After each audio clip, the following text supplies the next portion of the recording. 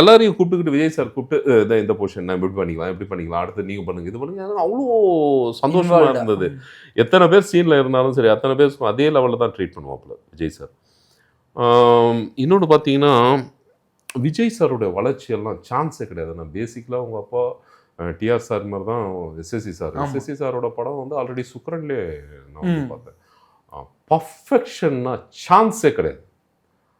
6:30 மணிக்கு ரோல்னா அங்கே ரோல் ஆகும். 6:30 மணிக்கு எல்லாமே இருப்பாங்க விஜய் சார் வித் மேக்கப்போட எல்லாம் இருப்பாங்க. 1 மணிக்கு பிரேக்னா 1 மணிக்கு விடுவாங்க. 6 மணிக்கு ஆர்டிஸ்ட் வந்து ஒன்றும் தெரியல. எவ்வளோ லீட் ஆர்டிஸ்ட்டும் சரி இல்லை கேரக்டர் ஆர்டிஸ்ட்டும் சரி இல்லை ஜூனியர் ஆர்டிஸ்ட்டும் சரி தெரிலன்னா நடிச்சு காமிப்பார்.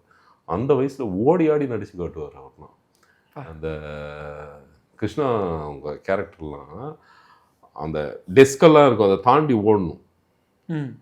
அவருக்கு அந்த மார்க் தெரியாமல் ஃப்ரேம் அவுட் ஆனார். இங்கே வந்து முன்னாடி நின்று பாரு அப்படின்னு சொல்லி அப்படியே நடிச்சு அப்படின்னு